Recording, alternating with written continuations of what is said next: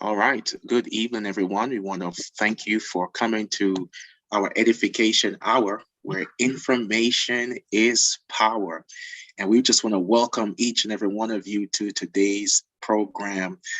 Today's program is going to be power packed, filled with excitement and great information. And I just want to thank you all for taking time out of your busy schedule to join us on today's edification hour. At this moment, I'm going to hand it over to our elder Ian to continue with our introduction. All righty, folks. Welcome, welcome, welcome again. By now, you guys should know our jingle. Okay, welcome to the edification hour where information is power. And this is a program, as you guys know, that we have every other Sabbath afternoon where we have various individuals from our churches, from our community, and they come on and they edify us in various topics of interest. And today is no different. Today we have a powerful and dynamic duo, a couple, two doctors, Dr. Curtis Fox and Dr. Paula Fox, husband and wife. And today they're going to be talking on the effect of COVID and mental health. You know, as you guys know, but just by watching the news, there's so much happening right now, especially in the school system, where students can't seem to adjust, where and even outside of the school system as well, we have situations where individuals just having a hard time mentally dealing with COVID, and there's been so much going on. And today we have Dr. Curtis Fox and Dr. Paula Fox, who will be presenting today, just by way of a brief introduction. So Dr. Curtis Fox, who is also a pastor, he went to USC. He got his bachelor's in theology from University of the Southern Caribbean, the great university there located in Trinidad, beautiful island of Trinidad. And after that, he went on to the United States, got his master's degree from Loma Linda University in marriage and family life. As a matter of fact, he's certified in that area. He also has a PhD in child and family studies from the University of Tennessee. And it doesn't end there. He's also the CEO and director of the clinical services at TRU Integrative Health and Wellness. Of course, by now you'll think that's it, but no, it still does not end there. He is also the senior pastor at the Conyers Seventh-day Adventist Church there in Georgia. So as you can see here, we have a powerful man here with lots of qualification and experience, who's going to give us some great information. And next to him is his lovely wife, Dr. Paula Fox, a medical doctor, got her medical degree from Loma Linda University in California. And she currently works at the Kaiser Permanente, located in the Georgia area, as director of, and I hope I'm not saying the wrong thing here, but she's director of family life or family medicine. Am I correct, Dr. Fox? Yes.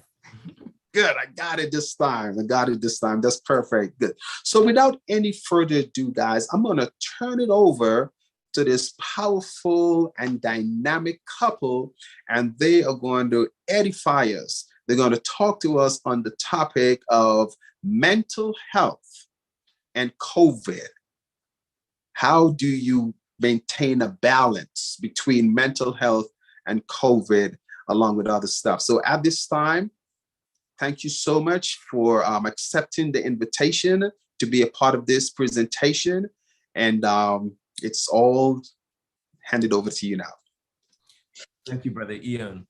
Thank you for the introduction and welcome to this space. Thank you, Pastor Nuento, for allowing us the privilege to share with your wonderful congregations. It must be an important time for all of us. We do acknowledge that these are stressful times, really, for all of us.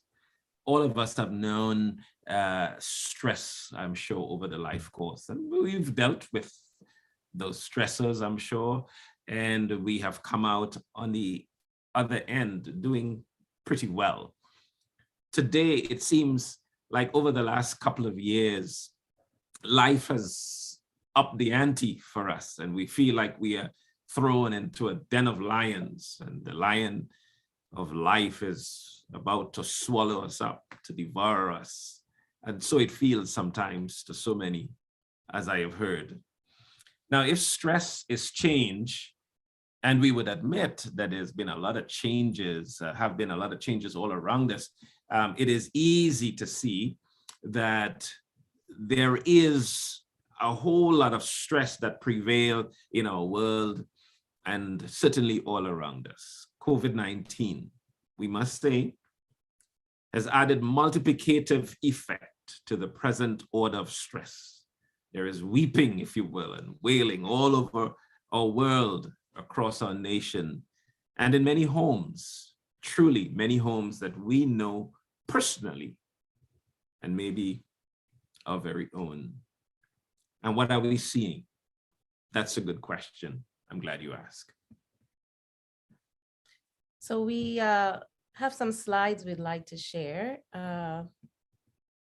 See, I want to try to put that up for you right now.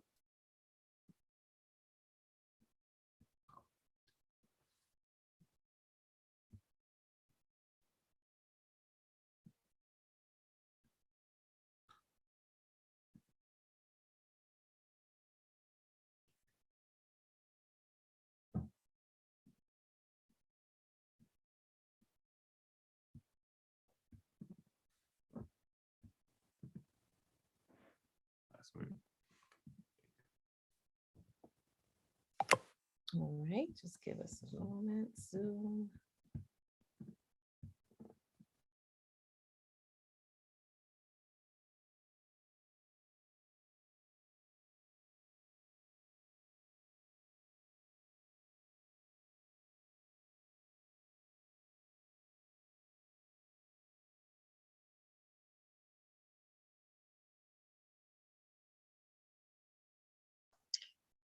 All right, I think we're having just a bit of technical difficulty, everyone. Just give us a second. We're going to resume our program momentarily. Believe our participants may have gotten knocked off. Here they are returning.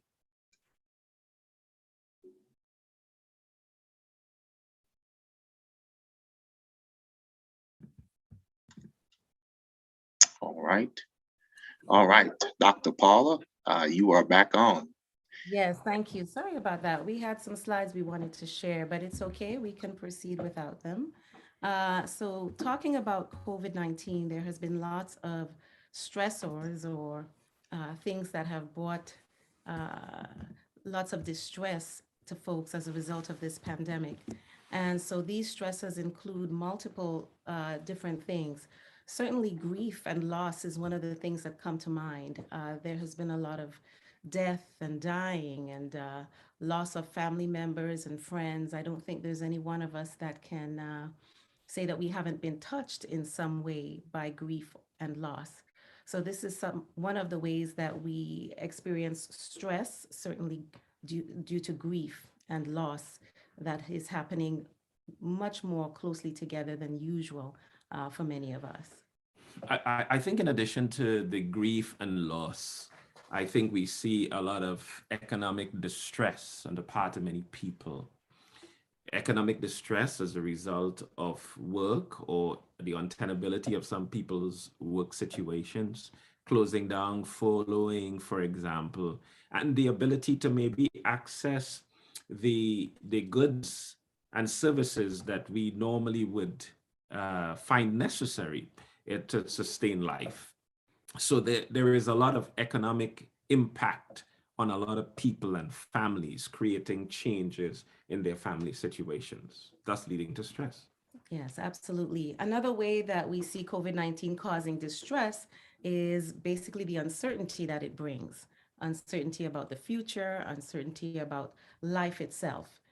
Many of us are living in fear, so to speak, of catching the disease, of what could happen, not only to ourselves, but our family members or friends, if they are affected by this deadly disease and experience the adverse effects of it. So there's a lot of uncertainty. We're certainly hearing about different variants. So we started off in 2019, 2020 with one variant, and now we're seeing several others. We're hearing about Delta and now Omicron and some others. And so there's a lot of uncertainty about where do we go from here and what's going to happen. So that can also create a lot of stress and distress and affect the mental health of many. I think one of the important features of our present uh, situation, if you will, is separation of family members. Separation of family members. Too many people that I know, even personally, have not been able to visit their relatives and friends as they would have in the past, and needing lots of support and care, they are unable to find that opportunity because of the lockdown, the separation, the quarantine, the social distancing that have been part of the management of this important contagion.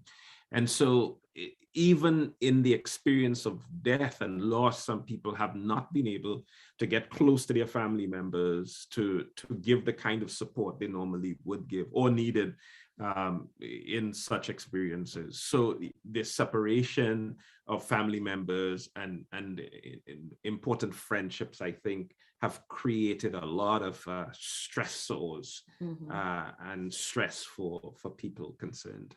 Absolutely. And that separation has led to a lot of isolation, loneliness for some. There are many who are, still sheltering in place, if you will. If you think about those in higher risk categories, like our elderly population, those of us who are immunocompromised in some way or have some underlying conditions that can make us high risk for severe COVID, these people, a lot of them are choosing to continue to isolate, if you will, in order to be safe. And out of that isolation comes a lot of loneliness and distress as a result. So all of this can also lead to increased risks of depression and even anxiety as well. And a number of other complications as well as a result. I think also of the lack of control, that we have, that we are looking at this thing before us and around us, and we don't have any control. We wish we could. Much of our ability to cope with life, and the psychologists and others have talked about this, has to do with our ability to control circumstances around us. But this one leaves us with very little control. And the truth is, in this lack of control, we are facing perhaps impending death. The truth is, we have had to think that this time next week, I mean, there could be, I hate to say, a box with my name on it, and that has been the experience of many people we know. This is creating a whole lot of consternation for people around us. Definitely. So some of the COVID-19 effects on mental health specifically include emotional distress, certainly higher levels of anxiety as a result of these things, increased rates of depression, increased rates of suicide, and increased family struggles. Yes, it's certainly the depression and the loneliness. I see increase in suicide significantly. We've talked about that. And you're right. I mean, the family struggles abound, and maybe we should spend a moment a little later on anyway, talking about some of these things. There have been a lot of abuse and violence and family disruption and divorce happening in families on account of the experience.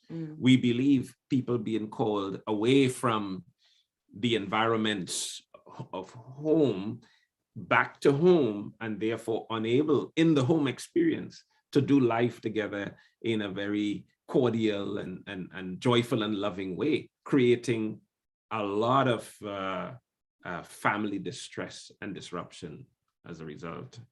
Yeah. So we thought it would be good to share some examples of how these stressors created by the pandemic are affecting people in real life. So I'm going to share an example of a real life story. Of course, the names and everything are changed to protect identity, but the situation and the story may sound familiar. So I'll share the story of a lady named Laura. And Laura is a 32-year-old woman who works as a teacher at a public school. And Laura has an elderly mother who was living in a nursing home, and her mother contracted COVID-19. Now, her elderly mother had several underlying conditions and had to be hospitalized for severe COVID-19. She ended up having pneumonia, shortness of breath, was in the ICU for quite some time, and then unfortunately was not able to make it. Unfortunately, during all this, Laura was not able to visit her mother in the hospital and could only speak with her via her cell phone for short moments. So for Laura, this was very, very distressing, as you could imagine. There were no family members present when her mother passed away. Well, that story really represents the experience of many people. Yeah. It is essentially metaphoric for lots of people. And maybe we could look at the story again, perhaps quickly, and sort of underline the significant features of this presentation. She was a competent woman, worked as a teacher at a public school. So here's somebody who knew, I'm sure, how to manage life well. Mm-hmm. But our ability to manage life in another situation, in another context, even after doing well in others, mm-hmm. is a reflection of human vulnerability, that something can happen, whatever it is. Mm-hmm. And in this case, COVID-19, and it could really play a number on us, and that it has for many people. Yeah, and specifically in this story too, I see the pain, I could feel the pain of not being able to be with your loved one in their darkest moments, you know, in the hospital, for example, on your dying bed, and you're not able to be there as a family member to support. So that has to be very painful as well. And I could see it creating a lot of guilt for family members such as Laura, who would feel like, well, I wasn't able to be there in those hours.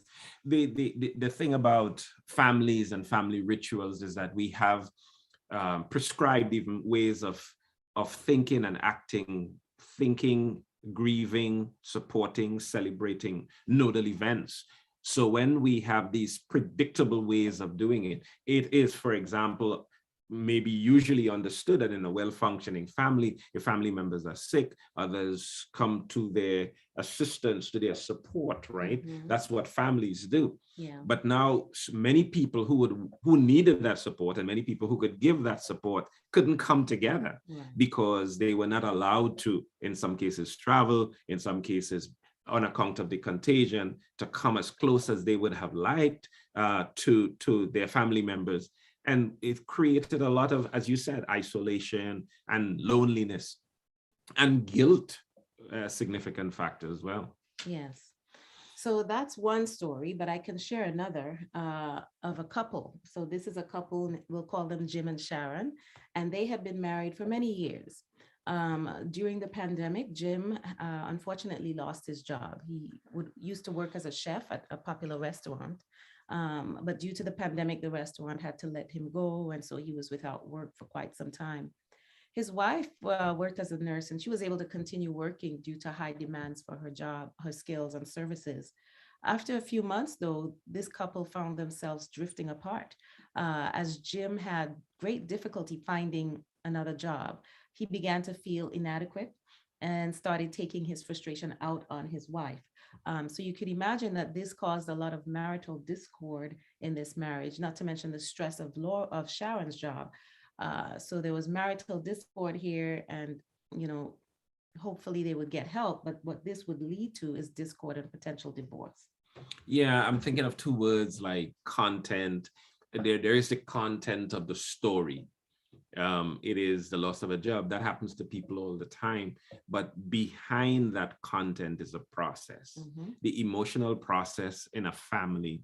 So the meaning of a job loss and the meaning of a job loss to a man and the meaning of job loss to a woman can conflux in all kinds of significant ways. So thus catapulting this man into feeling insecurity, even at a time when the whole nation and whole world is sort of suffering on account of COVID-19, that he is taking this on and is feeling inadequate. And this inadequacy is maybe also a function of his family environment. What is she thinking about his job loss? Was she thinking before that he was, an unproductive,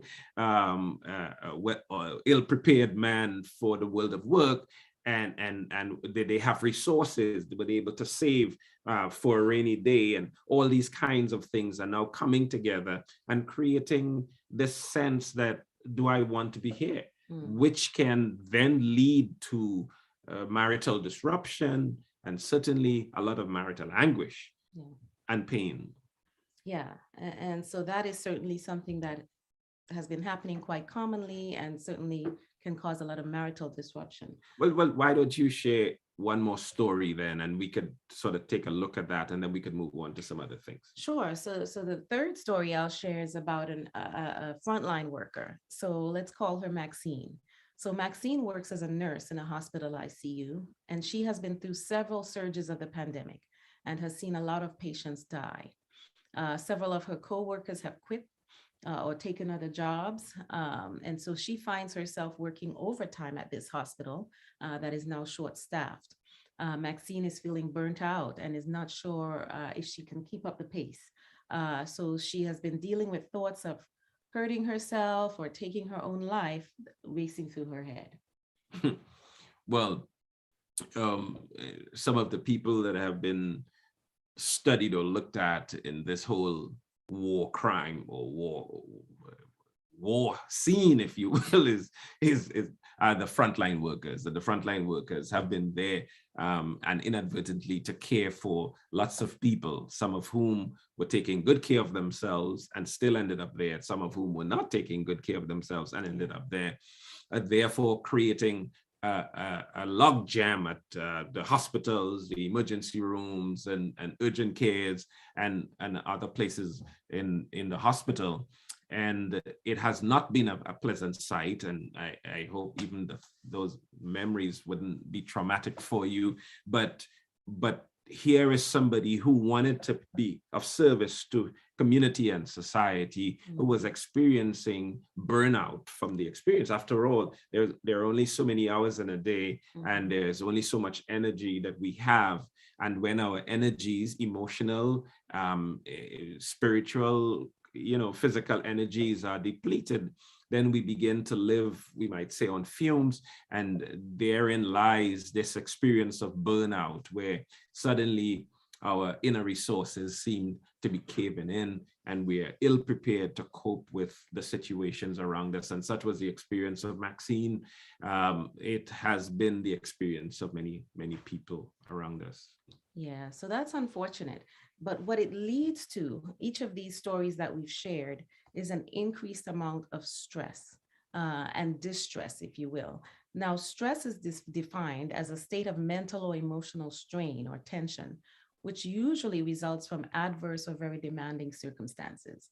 And so stress can result from, like we saw in the stories mentioned, overwork, being burnt out, losing a loved one and not being able to be there at their side when they're, lying in the hospital bed, or losing your job and not being able to provide for your family.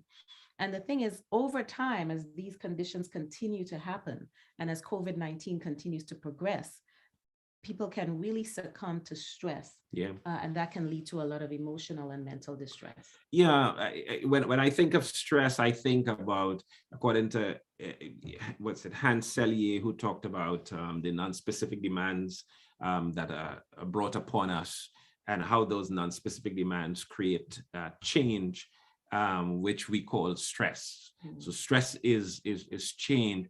And when we think about that, we have to maybe admit that these experiences over the last 2 years, and with COVID-19 being the ground zero experience, we recognize that there has been a lot of emotional strain and tension resulting from this adverse circumstances. So many people have come to dread the experience, they have, and all the other factors. And that's the other thing, that this has come to us not as the only stressor. So what we have is compound stress. COVID-19 interacting with the worries and the bills and the sleepless nights and the late nights and the fear and the anguish about other experiences in life. The fact that we're tired and overworked and so on, and we have children to send to school, financial, and then COVID-19 creating a blanket that just sort of multiplied the power of this experience, and especially because it's so chronic, continuing for a very long time. Definitely. And so stress over time can lead to other mental health disorders, such as depression. And we're going to describe the symptoms of that in a moment. Anxiety is another common mental health disorder that we're seeing increased rates of. And also substance abuse, which is another disorder that we're seeing higher rates of. And that, of course, is not to leave out the relational problems that we see in families. Problems between couples and families, parents and children, and problems across the generations as well, as people care for their elderly and or for their young and sometimes sick children. But maybe we should focus a bit on the depression and the anxiety and the substance abuse stuff that seem to be typical stress responses, if you will, to what's going on around us. Yes, definitely. So what are some of the symptoms of depression? We'll talk about that in a moment.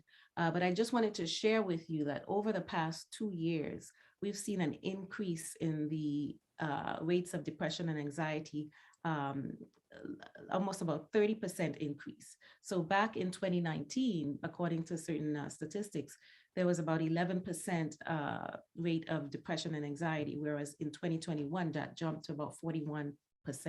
So you had almost a 30% increase in rates of depression and anxiety in the United States during that period. And that is significant. Oh, yes, that's a huge amount of mental illness. That is very significant. And it didn't happen by chance. We could really implicate the change that has happened over the last 2. As we said, the uncertainty, the possibility of loss of family members, the possibility of loss of your own life, the possibility of loss of a job, the loss of a job, etc., the inability to relate to your family members as you would need to or want to in extreme situations in their lives, in the celebration and the nodal events of life, weddings and anniversaries and other kinds of things. And when you put that all together, we see that this thing called stress, brought on by COVID-19, is really having a profound impact in the lives of people, and pushing them beyond the normal limits of human functioning, let's say, and upping, as we said in the beginning, the ante. And this is something that we need to take note of. Absolutely. So let's describe for a minute some of the symptoms of depression. And I want to make the point that depression is not something that is just momentary, momentary feeling of sadness or despair. It's actually natural to feel some sadness, for example, in the face of grief and loss.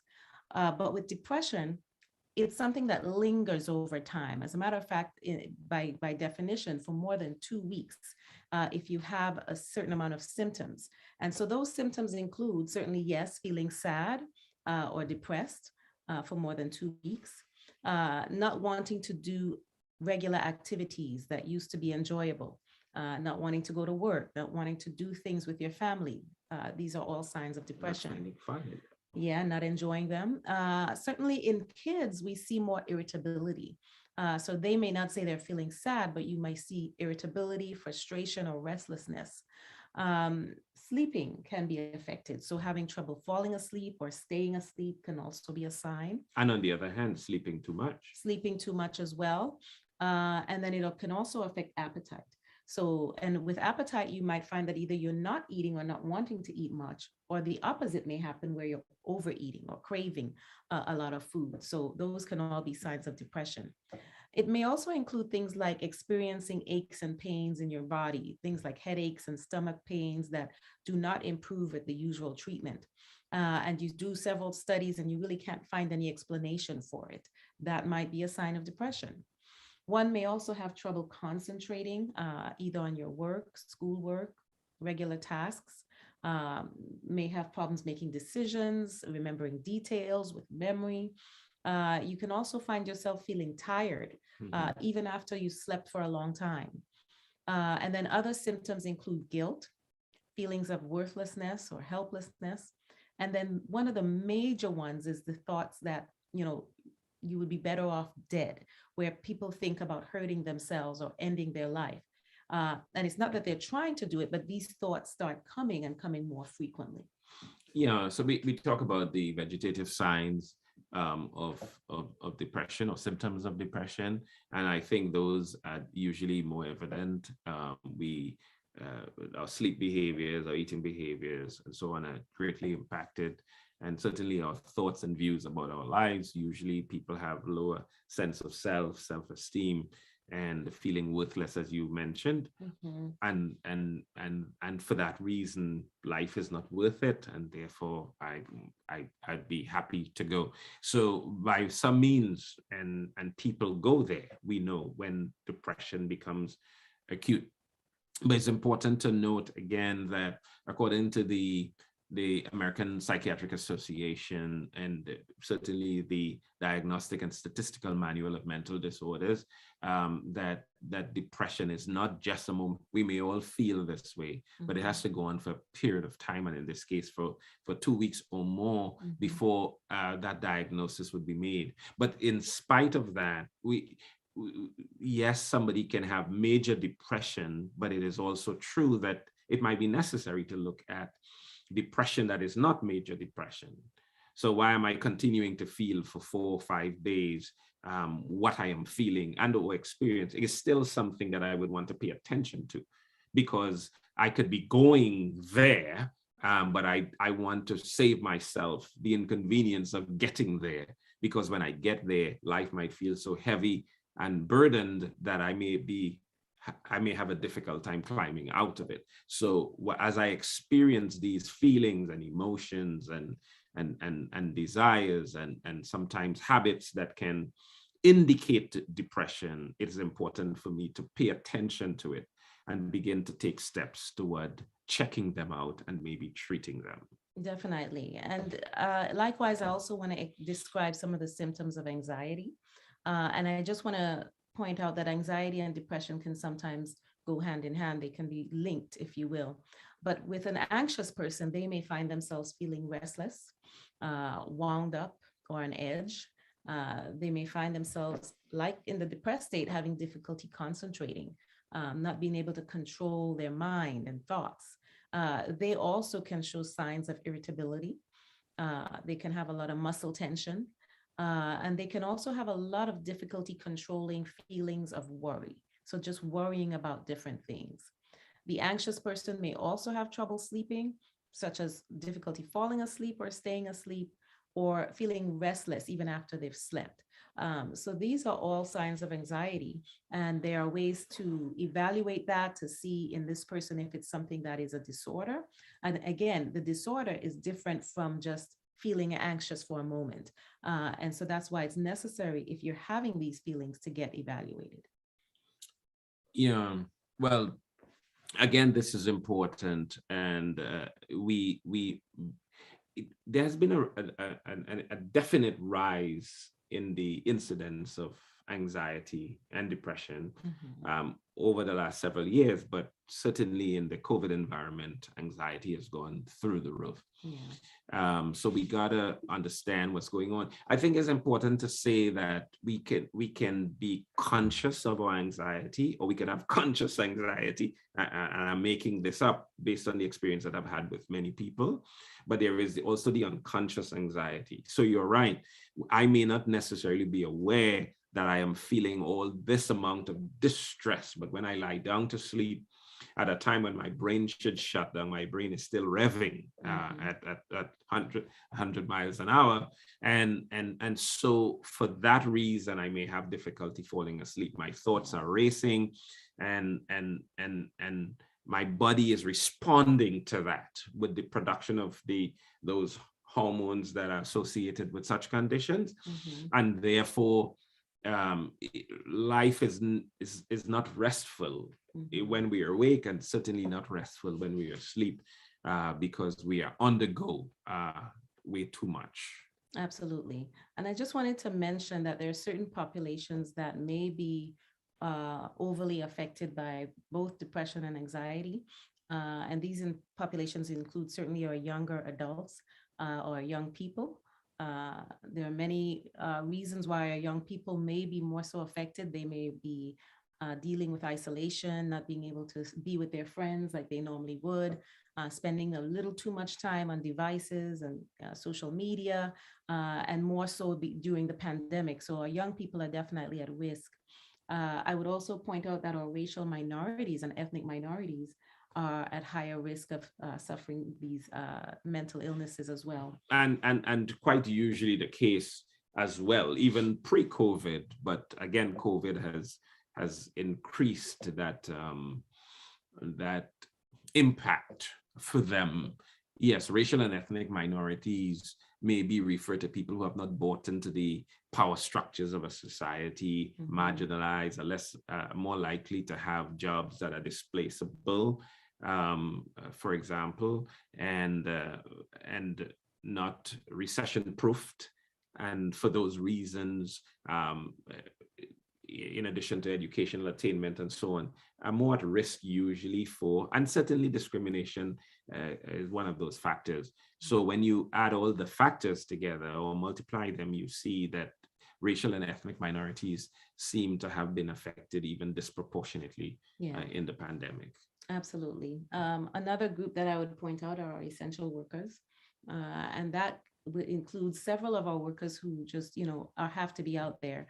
It's not just the healthcare workers. Yes, it includes our doctors and nurses and EMTs and things like that. But you also want to think about the grocery store worker, or others that have to be there in terms of during the pandemic. So our essential workers are on the front lines, are seeing a lot of death and dying, and so are at higher risk of mental and emotional illness during this time.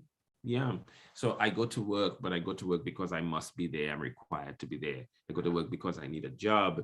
My job is necessary to take care of the other people. And that is important work, but it's still, as I am there, I am very much at risk for contagion. I am very much at risk for death. Yes. But yet I have to be there, or I want to be there. I feel compelled to be there. I'm burdened by my call to serve society, or my call to survive, to take care of my family, and I am at risk while I'm there. Can really play a number on some people. Yeah, and it's not just the risk, it's also the fact that the conditions under which they're working are not ideal in a lot of cases. A lot of them are short-staffed or understaffed because, well, some of their co-workers are falling ill, and so they're having to do the same job with less resources. And so that can also be a stressor. Indeed, indeed. Well, I think we should talk about some of the interventions, some of the ways to help, because there are problems, but we got to address the problems. We can't just sit on the sideline and talk about the struggles. I think there are ways to help do better in this environment, I think.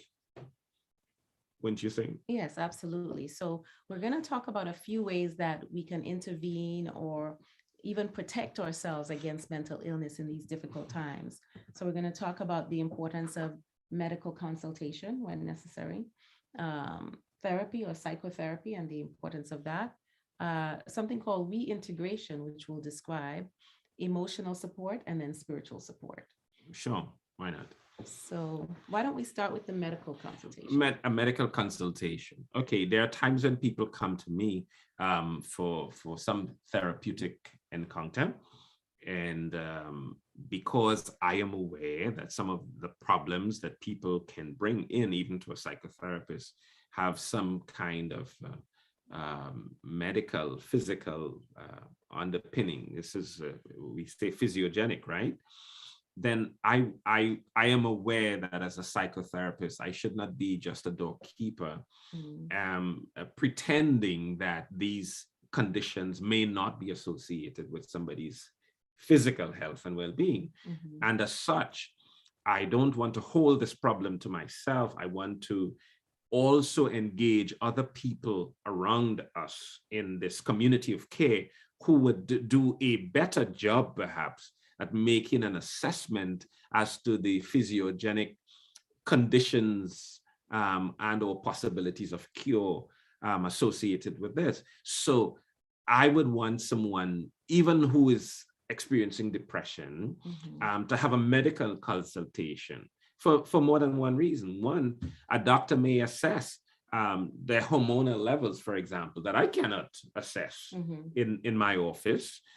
And the doctor then making that assessment may find it necessary for the person to be treated with the use of some appropriate medication. And I know people have different views and thoughts about medication and so on, but I am not a physician, and I am bound by, legally that is, and ethically, not to practice medicine. And because I practice psychotherapy, my scope of practice and competence is in that area. And even though I may know about medication, because I've studied psychopharmacology, I'm sure, I may know about these things, but I don't have those conversations with patients or clients, because again, that would be practice in medicine. So a medical consultation, talk to your physician about it. Your physician will then discuss with you assessments for this condition and the possibility of medication management, which may be very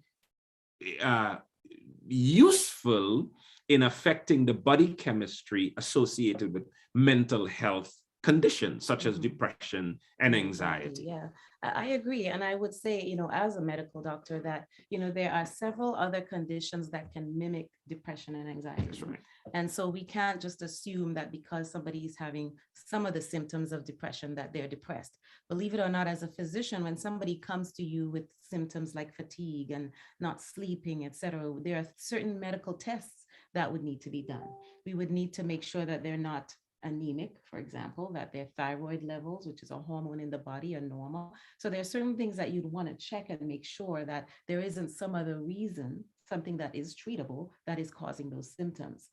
The other thing that's important to point out in terms of medical consultation is that, depression and anxiety and other mental conditions are just as important to treat as other physical ailments. So the patient with depression, let's say diabetes or high blood pressure or heart disease, we have no problem recommending medical consultation in these cases. But depression and anxiety and mental illness is also a serious medical condition that should be treated. And so there is sometimes a stigma associated with mental disorders that prevents people from wanting to seek care for that. But it's very important that as you seek care for your physical health, that you also seek care for the mental as well. And that is important. So when or if I make that referral, I am not suggesting that I will not be assisting in your treatment, but I want you to go to your physician so that the physician and I will work with you to accomplish the greater goal. Yes. Because if I'm working with you to help you to say, think better, respond to life differently, but your chemistry is way off and therefore led on by some low level body function, then it would be better for me to work with you when your chemistry is balanced by the medication. And so you are better able, one, to appreciate the therapy, better able to come to some experience or level or threshold that may obviate the need for medicine. But you have to perhaps start with a medicine if the physician and you agree that that is the treatment that is required for this condition. So we would work together. And I tell people in a lot of cases, and I can't predict that, but with maybe 6 months or so of medication management and good psychotherapy, we may be able to get a handle on this to the point where later on you and the doctor can agree to taper off the medication because you are now thinking better, and you learn to think better more in my office than in the physician's office. But your chemistry is better affected in the physician's office rather than in mine. So as we work together around the treatment, you tend to have more appreciable positive responses as a result. And I'll just add one more thing to that. Medication is not always necessary. I want to just make the point that there are ways that we assess depression and anxiety, and that there are different severities of depression and anxiety. So somebody could be mildly depressed, where they're feeling sad and down, having some of the symptoms, but it's not affecting their quality of life. It's not affecting their day-to-day function. That person certainly may not need medication. Yes, but if you have someone with moderate or severe depression who is not wanting to get out of bed in the morning, not wanting to go to work or to go to school, thinking about suicide or killing themselves, then this is a case where you're dealing with a much more severe case of major depression. And so that's where medication plus therapy may be necessary. Yeah. So let's talk about psychotherapy then. Psychotherapy would be the exploration of the coping mechanisms, exploration of thinking and responses to life. Why am I thinking this way? Why am I feeling this way? How can I think differently? How can I feel differently? How can I cope differently with the same situations that I maybe coped with years ago, or I coped with yesterday, or would have to cope with tomorrow? So choosing optimal ways of thinking and feeling would be essentially the goal of psychotherapy in this case. And psychotherapy, by that we mean talking to a counselor, entering perhaps into a professional psychotherapeutic relationship, and talking through the experiences that are really present and challenging in the present time. And I think that this encounter for many people has shown to be salutogenic, I guess I would say. It has been beneficial to them, and many people find a lot of result in this case. So please consider that. I know some people have lots of taboos about they feel like if they talk to a therapist, like they're crazy, or if they admit to having a mental health challenge or an illness or a dysfunction, that makes it. That's not the case. I wish we could understand that those are taboos that really impacted us for many years, and people all around our nation, religious people no less, and minority people perhaps more, feel like they gotta stay far from that. Look, we can all have challenges in life. And if we do, we can check in for a consultation and spend several weeks or months talking to a therapist. That may be the best thing that we could do for ourselves. And if I did, I would, and I have talked with somebody before. I remember there was a situation in my life many years ago, and I talked to somebody, and I thought that it was very helpful. And I encourage people to do the same, as we know. Yeah, absolutely. I agree. I think it's very good to have that social support, that person that you can talk to about situations that might be challenging to you. And sometimes you don't want to go to necessarily someone who, or knows you. A lot of times you want to keep these things confidential. Yeah. And so the therapy is a good way of addressing things like that. Definitely. I would say, in addition, I call this concept reintegration. Reintegration. By that I mean helping a client, a person, to return to their regular social connections and life routines.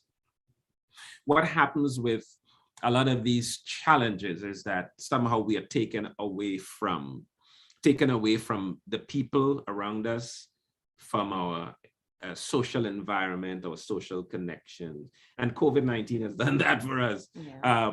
We have been pulled away from people.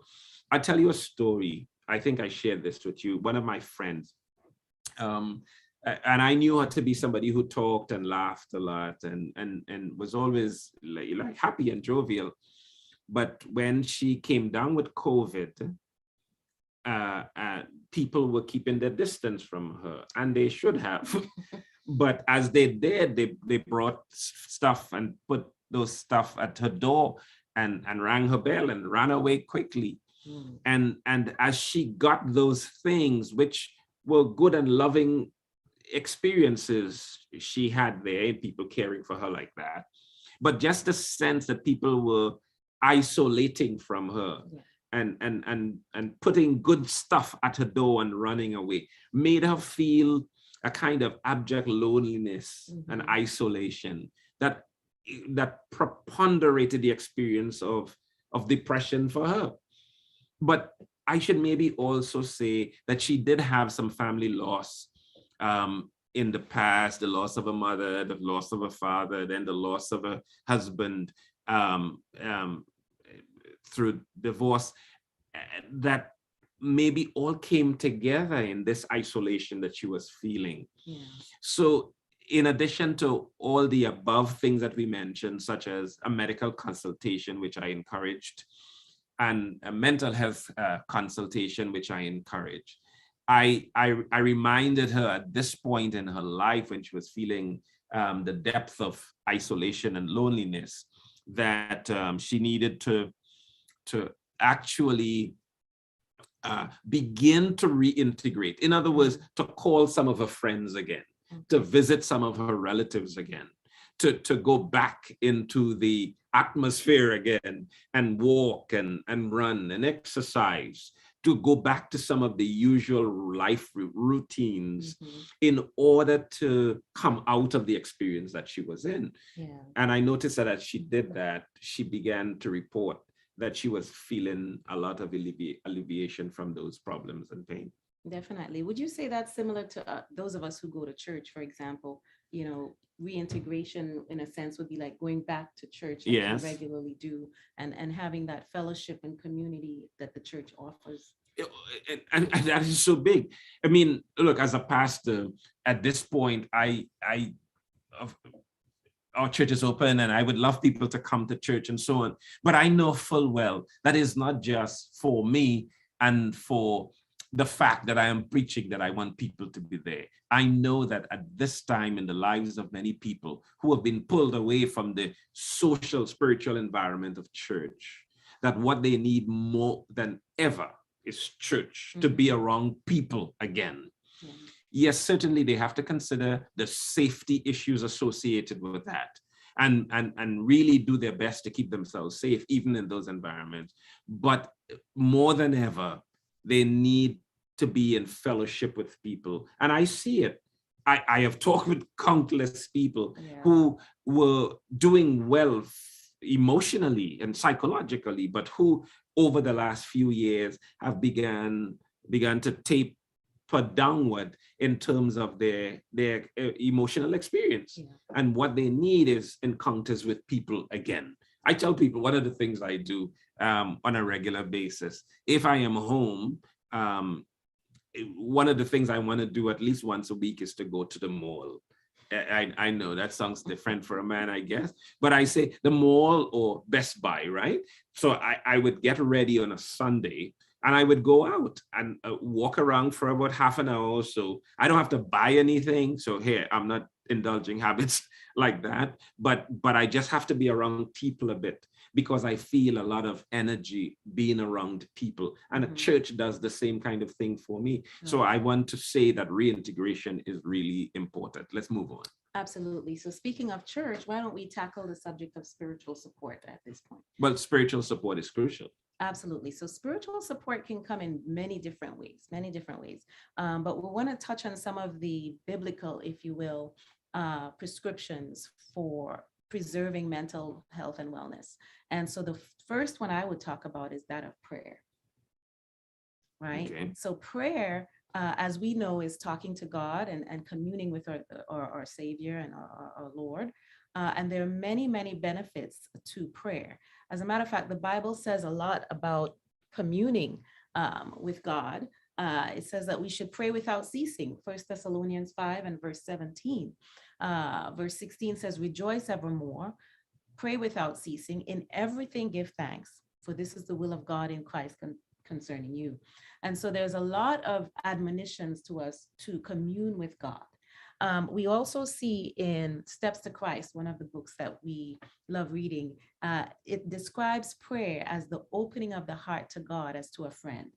Not that it is necessary in order to make known to God what we are, because he already knows it, but in order to enable us to receive him. Prayer does not bring God down to us, the book says, but brings us up to him. Yeah. So through prayer, anything that we're facing, whether it be something emotionally distressing, certainly as we deal with the pandemic, one of the ways that we can obtain strength spiritually is through prayer and communing with God.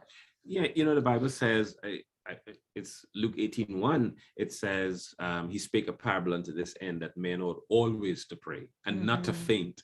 Yeah. And I like that. In fact, the antithesis is awesome, that men ought always to pray and not to faint. And a lot of the fainting that has been happening in our world may be in some ways alleviated by prayer, connection with God, talking with him. Prayer is the key in the hands of faith.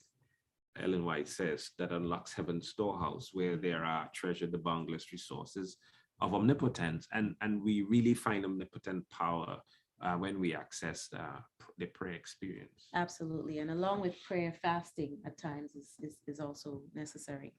The second spiritual tool that I would say we have available to us as Christians is praise. The ability to praise God for the things that he is doing for us. So in Psalm 107, verse 8, it says, oh, that men would praise the Lord for his goodness and for his wonderful works to the children of men. So to praise God, it means that we need to focus on those things that are good in our lives and to really express gratitude to God for it. And by so doing, it lifts our spirits and it has a very positive impact on how we feel. So was I not trying to do that a few weeks ago when I was talking, it was in a sermon, the positive side of COVID-19, what COVID-19 taught us? It's look, it has been distressing, but I wanted to say, God, thank you for the experience still, because through it, I have learned a lot of good things too, and have been able to develop some habits as well that are good habits in spite of. But yes, we could learn to pray. Didn't somebody say our attitude determines our altitude? Yeah, I have said before, it is not your position in life that makes you happy or unhappy. It's your disposition in life, and our disposition can allow us to look at the experience of COVID, though possibly or potentially distressing and anguishing, that it can be really a good thing, and we could still praise God in spite of it, even in the midst of the losses and challenges that we have experienced. Absolutely. And praise is not just something that we as Christians do, but society is also catching on to the benefits of this virtue. They call it gratitude. And there's studies that have been done on this thing called gratitude, acts of gratitude, where you thoughtfully reflect on aspects of your life that bring great joy, and that has been shown to cause feelings of gratefulness and improve mental health. So it's called an attitude of gratitude, if you will, and it has been shown to have a lot of positive benefits on mental health. Yeah, some people keep a gratitude journal. and they actually document all those things in life on a regular basis, what they are grateful for. And I think that we knew that a long time ago, but now is the time to try it on. Didn't the songwriter say, count your blessings and name them one by one? And it will surprise you what the Lord has done. And I tell people they can do that even when Satan sells them a mental bill of goods and have them grousing about the unfairness of life, that is the time to try the songwriter's experiment, count your blessings. And there are many. And we can be grateful to God in life and perhaps in death. Yeah. And then the fourth tool that I would say we have as Christians is that of service, or what I may call in some instances, purpose, having a purpose. So here, Ellen White talks about this in the book, Ministry of Healing. There's a chapter there called Mind Cure. And in there, I found this quotation that I found was really, really powerful, where she talks about the benefit of serving others and how that ends up lifting our spirits, even when we may be facing difficult and challenging circumstances. So in the book, she says this: often prayer is solicited for the afflicted, the sorrowful, the discouraged, and this is right. But while we offer prayer for these sorrowful ones, we should encourage them to try to help those more needy than themselves. The darkness will be dispelled from their own hearts as they try to help others. As we seek to comfort others, she says, with the comfort wherewith we are comforted, the blessing comes back to us. Yes. I thought that was really powerful. Yeah, definitely. She says the effort to bless others react in blessings upon ourselves. It is like, I call it the boomerang effect. When we give out blessings, as it were, or care for others, we receive greater blessings for ourselves. There is really a boomerang effect. Wonderful. And then as we were talking about fellowship, the Bible also says that we must not forsake the assembling of ourselves together. Right. So much the more as we see the days approaching. Yeah. And for those of you who care to maybe acknowledge or admit, I think the days signaling the end of time are definitely upon us. And now is the time for us to come together, to give support and encouragement to one another, and to find instruction for righteousness, because this is the context in which we would get it. And perhaps this is the last call for that, because we do not know what would happen after now. The truth is, we seem to be at the very end of this experience. We seem to be at the very end of time. And I could only say, look, we've dealt with a lot. In many cases, we've been very successful in dealing with a whole lot. This one, this chronic stressor, if you will, called COVID-19, is impacting us in significant ways. Yeah. We are none of us fully immune. In fact, I am taking stock, as I was saying to you yesterday, of my own experience, that as I deal with so many losses, it seems every day I am putting up 1, 2, 3 announcements of family members in my congregation who passed away, not just from COVID, but that experience to me is something that I need to pay attention to, because in some ways I am entering into that experience of loss and it's having traumatic effect in my life, whether I am conscious of it or not. Yeah. And that is also true for all of us. So vicariously, perhaps, we are all experiencing a whole lot of change, a whole lot of stress or stressors in our lives that are having effect consciously or unconsciously. And I hope by the mercy and the grace of God that he would bring us through, and he would. But as we are going on that journey, I hope that we would have the wherewithal to give attention to what's going on with us so that we could access the necessary resources for coping more optimally with these situations in life. I hope that God would bless us together as we continue to make strides toward a better, healthier adjustment. God bless you all. Thank you for listening. Wow, that's That's really powerful, informative.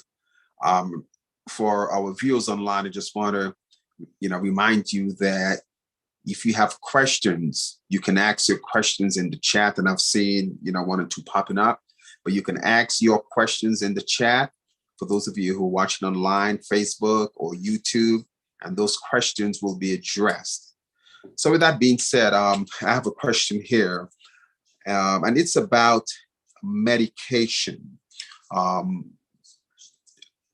Medication for anxiety and depression. What about mindfulness as an alternative to medication? Yeah, so I can start.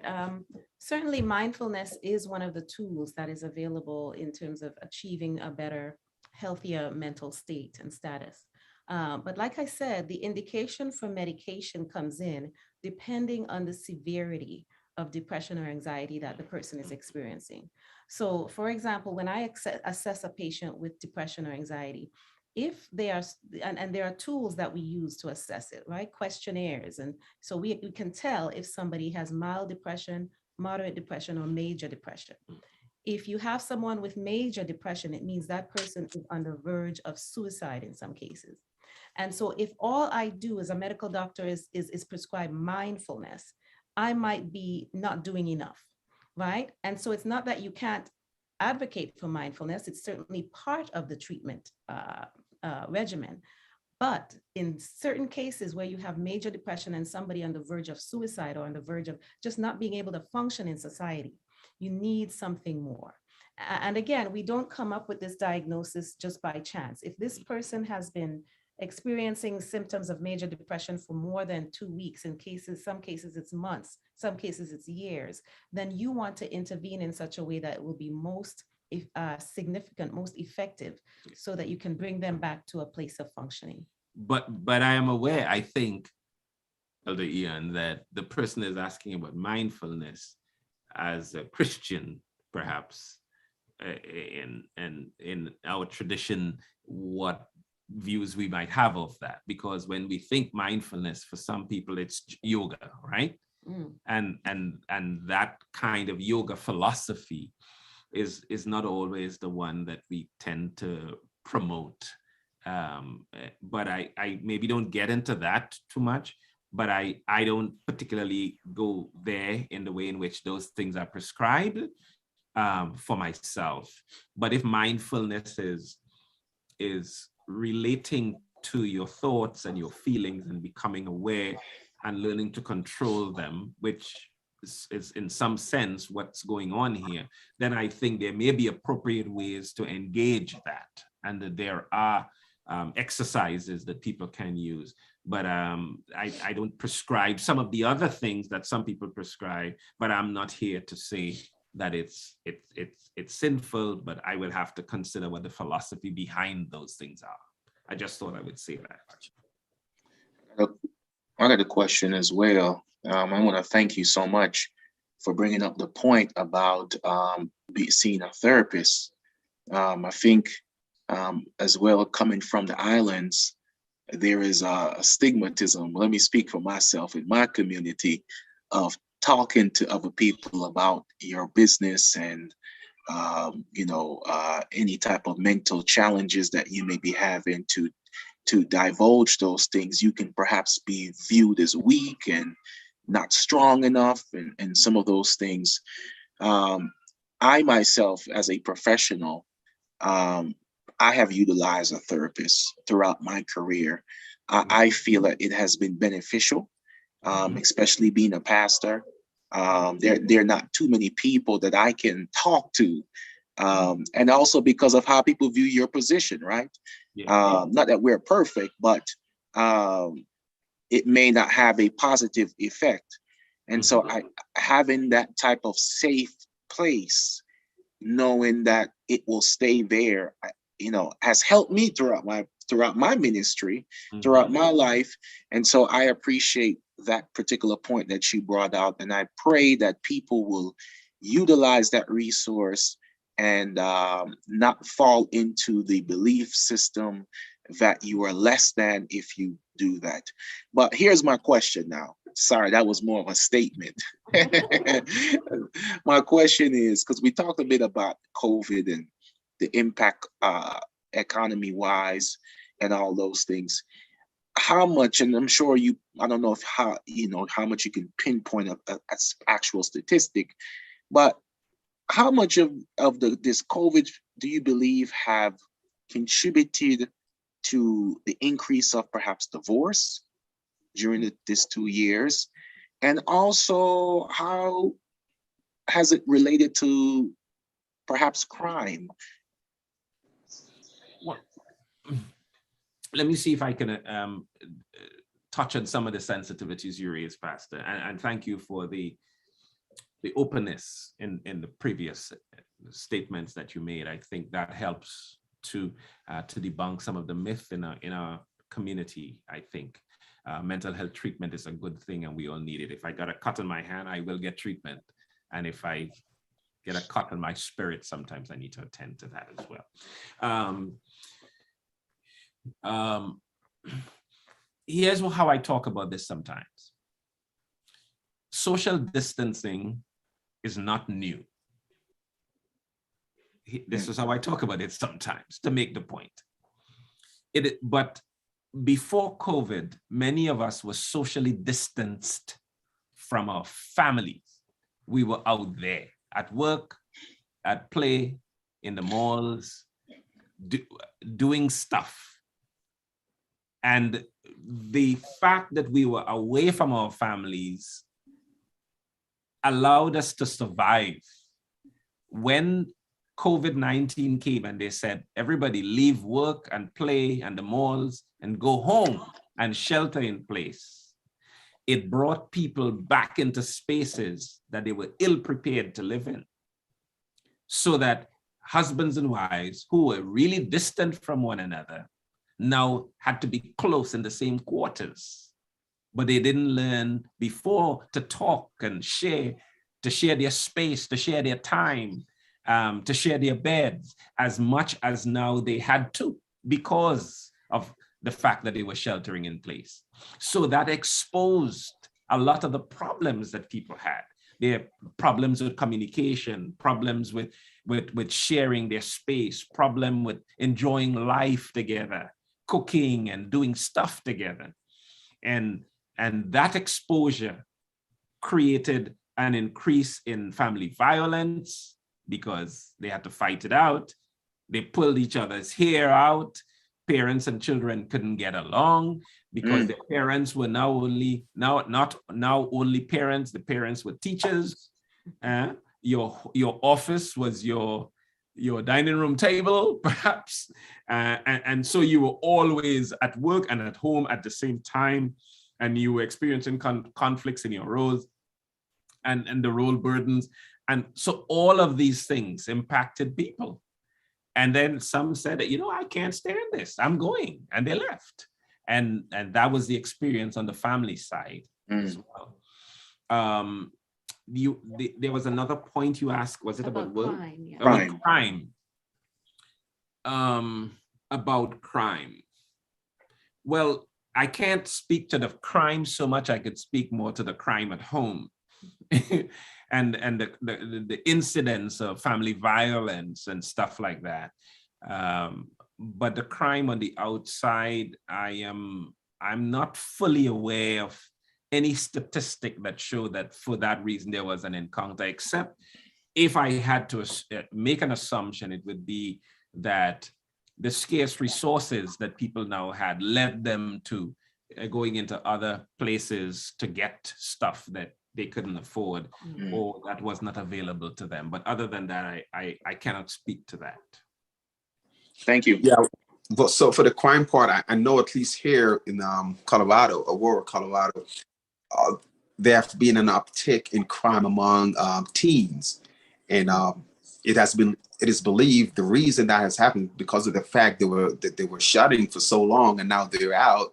They're just having a hard time with the emotions and dealing with it and things like that. So that was just a sideline bars as you mentioned that, but it's been on the news constantly.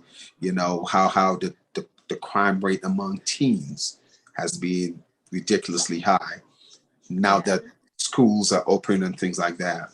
Yeah, I would just add to that our police officers are also considered frontline workers and essential workers, and they too have been hard hit by COVID-19. A lot of the police force are understaffed now, and so even our law enforcement are being challenged. So I think that may be part of the factor in why we see an uptick in crime taking place in various cities. Mm. Yeah. I have another question here. It says here, I've been diagnosed with sleep apnea, but I suspect stress plays a part in this. Can you speak to this issue?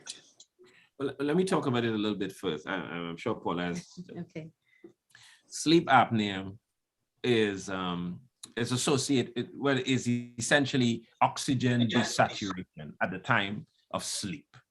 So oxygen desaturation can be derived from two major factors. And if we're talking about that, so we talk about obstructive sleep apnea, where the soft tissue in the mouth chokes the passage and therefore your ability to breathe effectively is compromised. So that's obstructive sleep apnea, usually associated with people who are overweight and stuff, though that is not the only condition. Some people have the condition even if they're not overweight. But there is central sleep apnea, where that same condition happens, but not because of the obstruction. So for some reason during the night, the person doesn't breathe sufficiently, and therefore there is oxygen desaturation. And what happens is that condition or those conditions would normally wake you up unconsciously to breathe. In other words, get up and breathe. If you don't breathe now, your oxygen will be too low and you will die. And some people do. But so I mean, the question is about Well, they said they were diagnosed with sleep apnea, but Yeah. we're wondering if perhaps stress was playing Yeah. into it, right? Well, right. So it's right. So it's not necessarily a factor on account of stress. Mhm. Now, sleep or insomnia, for example, may be associated with stress, Right. but not necessarily sleep apnea. Sleep apnea is a physiological condition when your body goes into oxygen desaturation because of the inability of the airways to allow oxygen to flow into your body as efficiently as it would normally. Yeah, yeah. And so I would agree with that. I think if the person was diagnosed with sleep apnea, that means they must have done a sleep study. And that's a specific test that, you either do it in a sleep lab overnight, or they give you the equipment to sleep at home and then they assess it. So it means that there were actual periods of what we call apnea, where the person was not breathing for at least 15 seconds, which is more than the usual time to not be breathing. And if that was happening for several times during the night, then they can make the diagnosis. So if they receive that diagnosis, it means that they definitely have sleep apnea and that needs to be treated. Now, the person could also be sleeping poorly because of stress. So that could be a separate issue. And if so, they need to get that checked out. Okay. So another question here.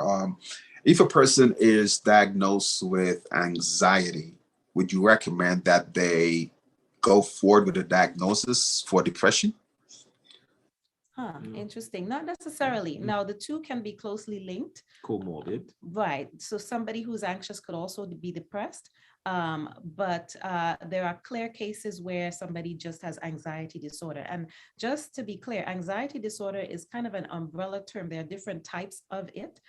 You can have people with post-traumatic stress disorder, which is a form of anxiety. You can have a phobia to something specific. You can have panic attacks. So there are different types of anxiety disorders in and of itself. However, that person, if they suspect they may have depression, they should also be assessed for that. And that can be easily done in their primary physician's office. It's simply done through questionnaires. So if they're saying yes to certain symptoms, we can determine whether that person has anxiety or has depression or both. So if there's any suspicion that they might have both, they just need to see their doctor and be evaluated. Gotcha. So how do you identify anxiety in kids? Is it the same as adults? It's similar. So there are different tools for assessing anxiety. One that I use commonly is called the GAD-7. It's a combination of 7 questions about anxiety, things like, do you have trouble controlling worry? Do you have trouble sleeping? Do you feel on edge most of the time? And in answer to these questions, so there's 7 questions, you could say, no, I don't. And then if you say yes, it's graded in terms of, if you are having this symptom, are you having it several days, more than half the days, or every day? And so depending on how they answer that, we're then able to score those 7 questions and come up with a total. Depending on the total, we then know how anxious that person is. So yes, both kids and adults can use the GAD-7, which is a questionnaire for anxiety. What about the church? So how can the church help folks who are going through difficult times, rather depression from COVID, family situation, taking into consideration that COVID is still out there? You've been a pastor. How would you recommend the church move forward in doing their part in helping individuals who need the help? Pastor, I'm very interested in this, in your answer. Well, you should not have said that, because I was just about to say the church needs pastors like Pastor Nuendo who can help people to realize that they're people, and when they need help and support, could find it and don't have to feel badly about seeking it, because in a sense, we all need some support. And I like to reflect on the experience of Jesus, who had raised Lazarus from the dead, the biggest miracle that we know. And when he brought Lazarus forth from the dead, Lazarus was bound hand and feet in grave clothes. And that even after we are saved from the greatest problems of life, there may be still things that bind us. And Jesus said to the people, Right. Himself, You preaching, Doc. people standing around, you loose him and let him go. That the people around us may help to unbind us from the grave clothes of life.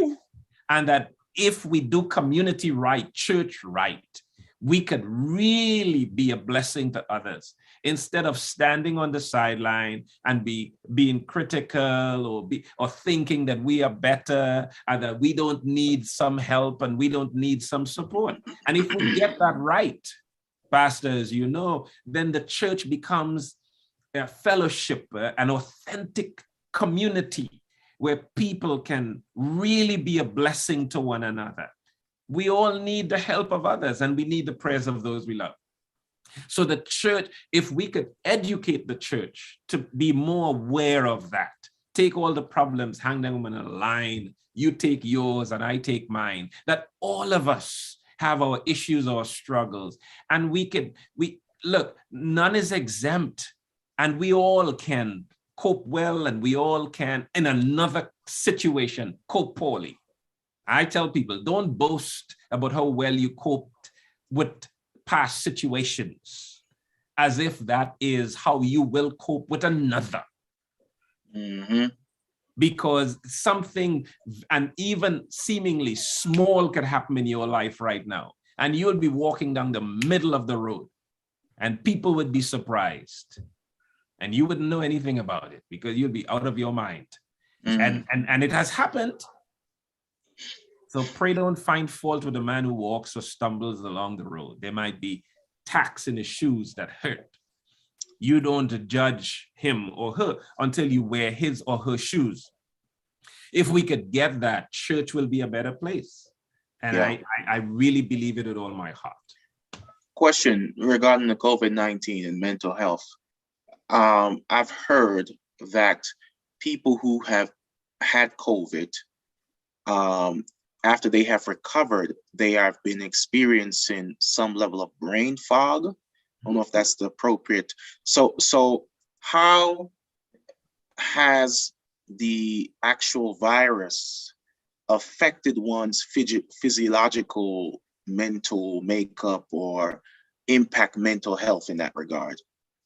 Yeah, so that's a good question. Now there's what we call the long haul symptoms of COVID. It doesn't happen in everyone who gets the disease. There are certainly many people who recover and they go right back to their normal state of being. But some people have been experiencing these long haul symptoms. Brain fog is one of them. For some people, it's shortness of breath, like they get winded very easily. They're tired. They get headaches out of nowhere. For some of them, they can't remember things that they used to remember before. And this is the brain fog.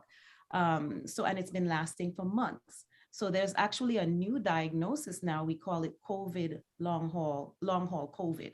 And so for the fraction of people who get that, we are still trying to understand why some people get it and some don't.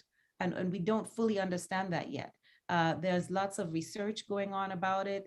Some thinking it has to do with people's blood type, different things. So we don't really know why some people recover fully, but others linger with these symptoms. And I don't know the answer, but I tell you what I think, that COVID affects the lungs more than ever. And the lungs is the breathing mechanism of the body, blood and everything else. And I think many people would have experienced compromise, oxygenation and stuff, yeah. and we not able to assess those fully. But I think some of those were the impacts of COVID. Yeah. Because a COVID lungs is some spongy mess of glue. All right. It's like a sponge. COVID pneumonia maybe be best described as a sponge with goo or glue. That's how the lungs become. And the areolae, is it? Right. Just not able to access the exchange of oxygen to the parts of the body. And I think that would definitely just like sleep apnea. Yeah. When you don't get the oxygen, then you go into fog as well. Yeah. And people have daytime sleepiness and brain tiredness and they're in a zone like that. And so I think some of those things maybe are related. Yeah, not touching on it. It certainly affects the circulation. There's higher risk of blood clots in some people. And affecting the circulation can be to any part of the body, and certainly the brain is no exception. Wow. Thank you. That was excellent. Yeah, I have another question here. It says, can birth control contribute to depressive symptoms? Wow, I have not seen that type of birth control. Yeah, so the different types of birth control is what Curtis is pointing out. So you have certainly pills, injections, IUDs, certain different devices. And abstinence. Yeah. Which means. Yeah. Amen. We have to be clear on what type of birth control we're talking about here. But in terms of, they're probably referring to hormonal birth control, such as pills or, I would assume. But no, I have not seen any statistics showing that they cause depression. Some of them can cause mood swings. And that's because the hormonal ones can certainly affect mood, depending on if you have the hormonal pills that have different levels throughout the month. That person may be experiencing different hormonal levels during the month. And so that can lead to mood swings. But it doesn't usually cause depression in the sense that we're talking about major depression. So yeah, I haven't seen that. But on the psychotherapeutic side, though, that's the medical side. If I'm ever invited back, I can talk about the relationship between abstinence and depression. Oh. But we can do that another time. We're gonna make that the next. We're gonna make that the next. Yeah, we're gonna put you down for the next time we do this. Part 2. Make note of that. Definitely. It was so interesting when you mentioned, going to the mall, because you just, it brings some level of comfort just being around people. And I found myself in that situation more so after places had begun to open up. So, like you, I would just go to the mall, take the kids to the mall and we'll mask up and we just walk around and just, it felt so good, and we still do it up to today. What I found that works for me as well is just taking a walk in the park. I'm close to a park, not too far, and I will go out at nighttime, and in the stillness of the night, and just take a few laps. And Mhm. that is so therapeutic. Yeah. You know, it frees your mind and things like that. So, I thought it was interesting, when you mentioned that. Yeah. I wanted to, Yeah, go ahead. yeah, I wanted to just ask, as I'm just thinking about COVID-19 and the effects of mental health since the pandemic, and we kind of see this pattern with America, where if there is a national crisis, gun sales go up. Mhm. And one of the things COVID has contributed to is gun sales Mhm. during the both for African Americans and whites, and in fact higher among African Americans than it's ever been. Yeah. So to me, there seems to be some social anxiety Mhm. and fear that COVID has created that has impacted people's mental health especially when it comes to safety and security. Can you speak to that just a bit? Look, I think you are correct in the assumption. Some of this, I think, was born out of the last and end of the last presidency and the transition to the presidency Yeah. of the new presidency. And I think, and you know what I'm talking about, the January 6th stuff created a lot of consternation and concern that there's likely to be wars between ethnic peoples and I ideal ideal idea what's the word? I mean, ideology, I guess, and how those can create polarization amongst us, and the people fear that a war would happen, and I think that led a lot of people to think about their safety, and to create armories at home in case it happens, and some of this has to do with your ability to control your environment, which we were losing control over. But some of it has, again, to do with some of the mandates that were handed down to us. And people fear that some of this COVID-19 vaccination and enforcement are leading somewhere. And they're trying to have forces at home in case stuff goes down. And yes, gun sales went up. And I think it's all in a big mix. Yeah. And we must be pointing to really last day experiences, because I'm telling you, I don't imagine things getting better. I hope they do. Yeah. I have one last question here. Is there a direct link, between obesity and stress? Well, if we talk about the metabolic syndrome, this is more your area than mine. You would say that stress is one of the factors that lead to obesity, right? Yeah. So how people manage their load, allostatic load, and so on, the stress hormones and so on create a greater possibility for people manage stress by eating and sometimes sleeping, or the absence of sleep could also create obesity. So there are lots of compounding or confluxing factors. Yeah, so I will definitely jump in there. There are lots of factors that lead to obesity, a lot. Certainly stress can be one of them, and depression can be one of them. Socioeconomic. Remember, one of the symptoms of depression was either overeating.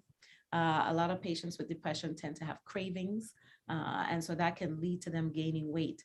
But there's so many other factors when it comes to obesity. Certainly, there are medications that can lead to obesity. There are certain medical conditions that can lead to obesity. So we can't chalk it all up to stress, but certainly stress can be a factor in leading to obesity due to the other effects that it causes. Yeah.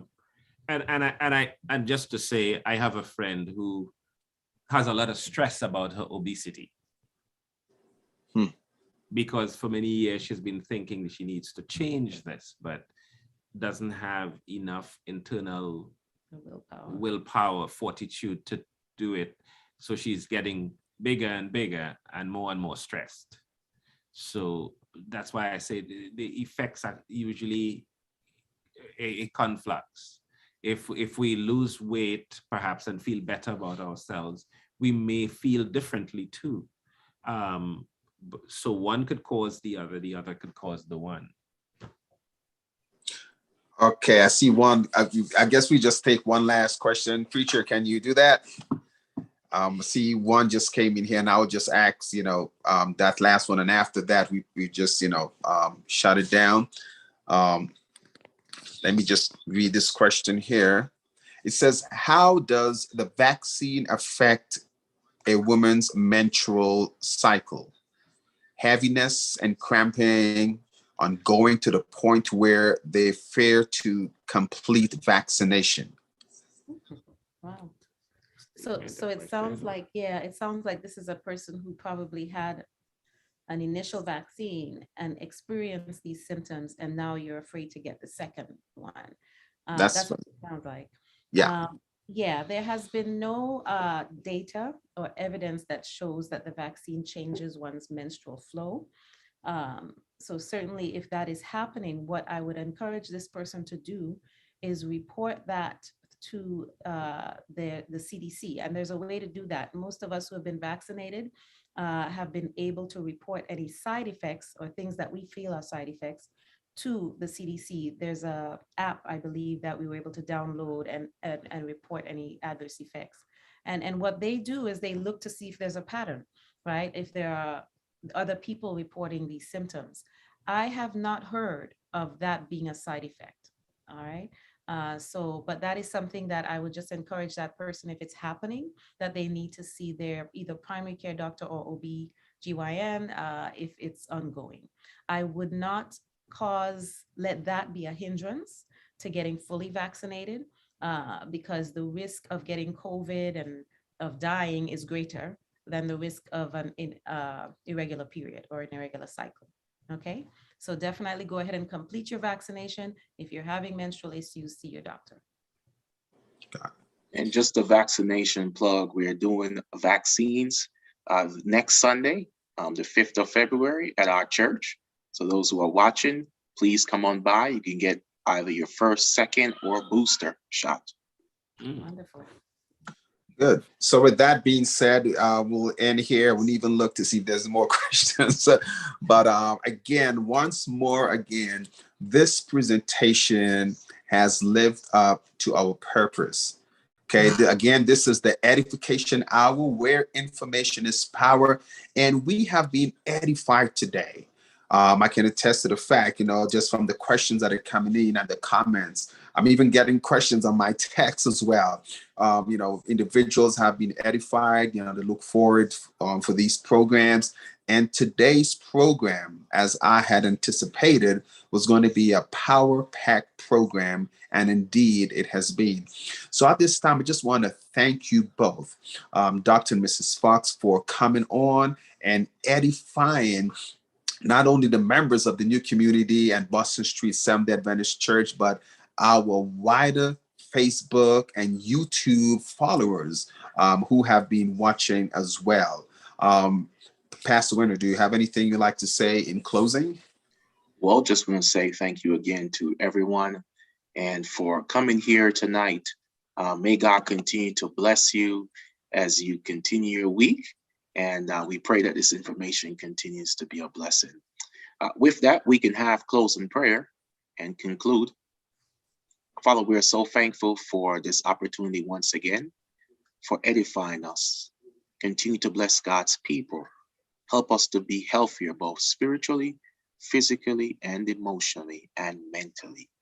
In Jesus' name, amen. Amen. All right, Pastor Fox and Sister Fox, if you could stay on just for a brief moment after we end.